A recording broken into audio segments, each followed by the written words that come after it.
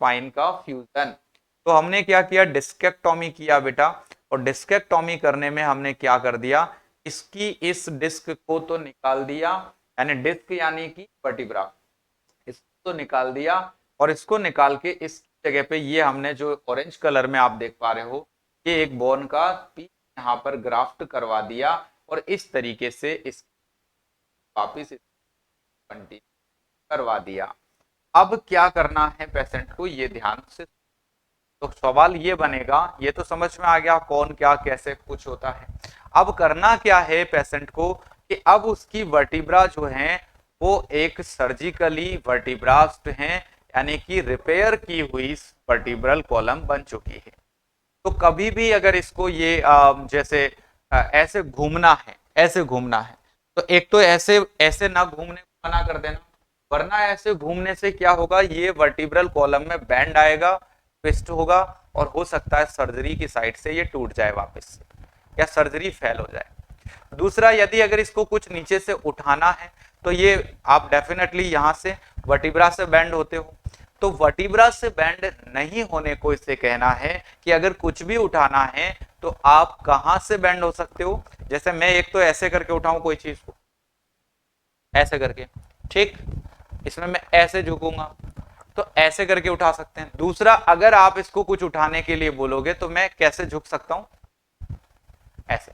अभी मैं ऐसे नीचे बैठ जाऊंगा, तो अभी मैं कहां से झुका, सेकंड वाली कंडीशन में मैं नी जॉइंट से और हिप जॉइंट से झुका हूं, ऐसे बैठ रहा हूं मैं ऐसे करके, और एक ऐसे करके झुक सकते हो। तो ऐसे झुकना और ऐसे किसी चीज को उठाना, that is a wrong body mechanics, understand. तो पेशेंट को हम इंस्ट्रक्शन करेंगे कि आपको वर्टिब्रास का या स्पाइनल वर्टिब्रा का या स्पाइन का या बैक का जर्किंग नहीं करना है, बेंडिंग नहीं करना है।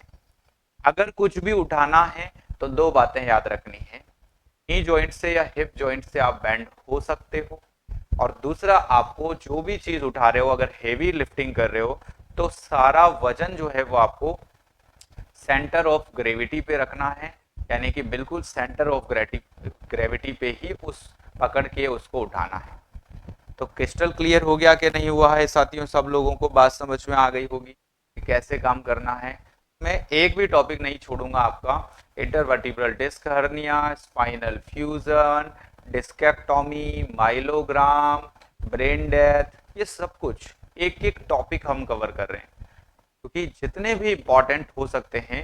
यानी कि देखो क्या इंपॉर्टेंट होता है, एक तो डिजीज, उसके साथ किया जाने वाला प्रोसीजर, उसके साथ में यूज में आने वाली मेडिसिन, ड्रग्स, उसके साथ में आने वाले जितने भी कॉम्प्लिकेशन होते हैं वो, उस सर्जरी में कैसे असिस्ट करना है, उस सर्जरी के पेशेंट को कैसे केयर देनी है।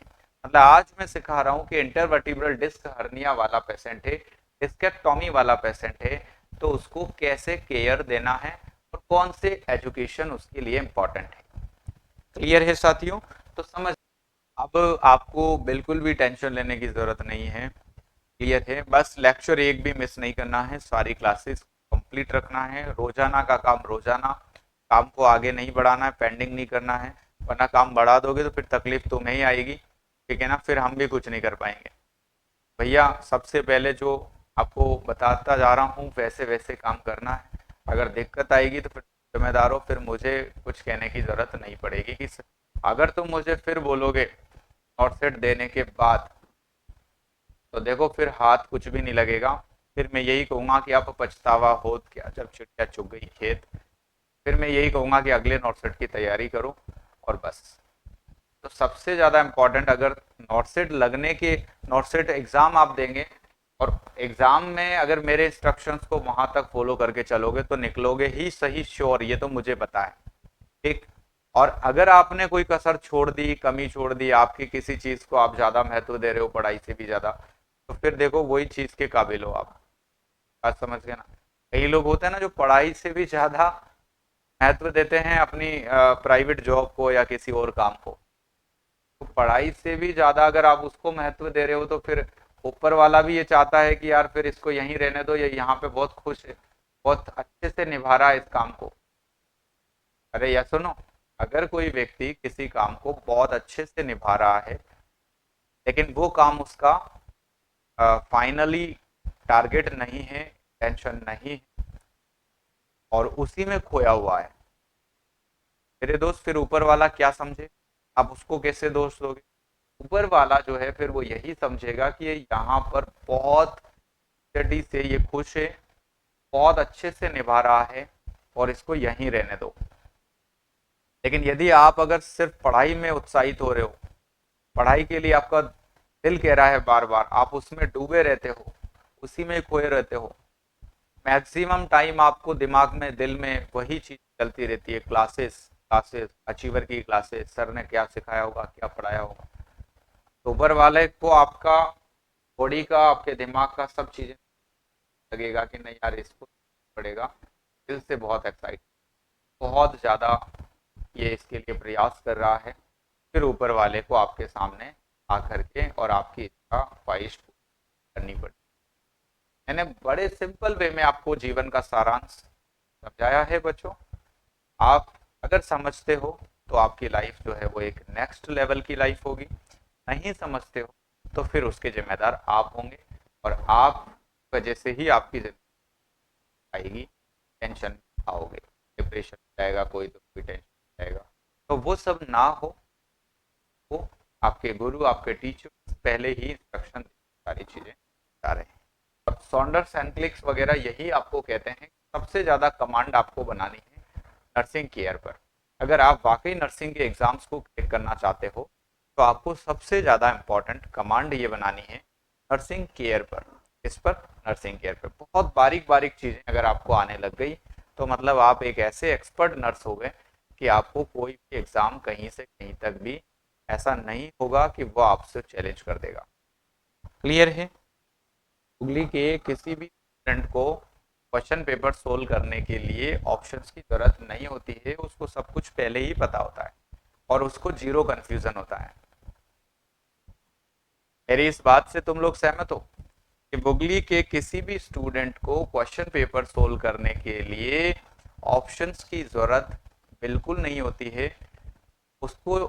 दूसरी बात, जीरो कंफ्यूजन होता है, जीरो कंफ्यूजन, क्योंकि वो खुद याद करके एग्जाम देने जाता है, और याद करके एग्जाम देने जाना बहुत बड़ी बात है।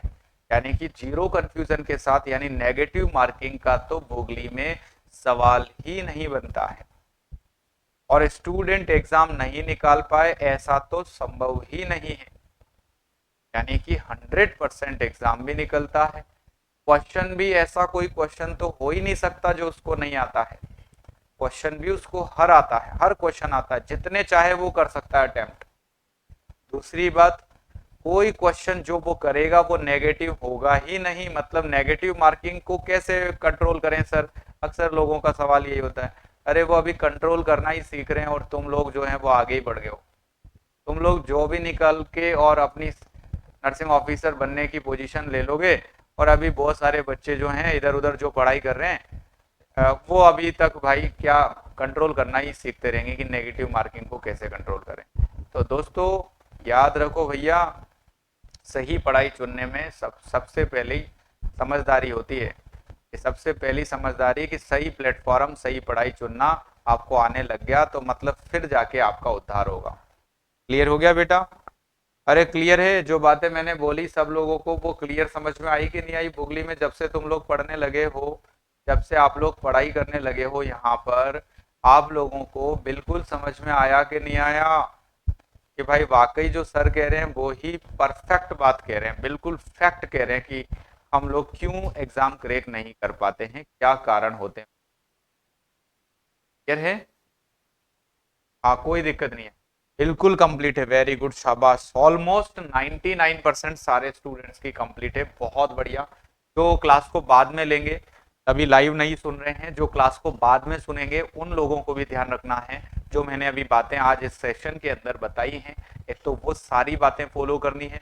चाहे मैंने सेशन स्टार्ट करते टाइम कि पढ़ाई में हम क्या गलती करते हैं, क्यों हमारी सक्सेस नहीं मिलती है, क्यों हमारी नेगेटिव मार्किंग बहुत बढ़ जाती है, हम 2-3 साल से हम काफ़ी पढ़ाई कर रहे हैं फिर भी हमारा सिलेक्शन क्यों नहीं हो रहा है। तो ये सारे सवालों के जवाब आज इस सेशन में मैंने सबको दिए हैं और उनका सॉल्यूशन भी बताया है तो इस पूरे सेशन को आप बड़े केयरफुली तरीके से सुनिएगा और समझिएगा कि जो साहू सर ने आपको इंस्ट्रक्शन दिए हैं वो क्या कह रहे हैं, क्या मीनिंग है उनका, क्या कमी ऐसी रह गई है कि सर जिससे कि मेरा सिलेक्शन नहीं हो पाया, वरना आपका सिलेक्शन अभी तक हर एग्जाम में होता।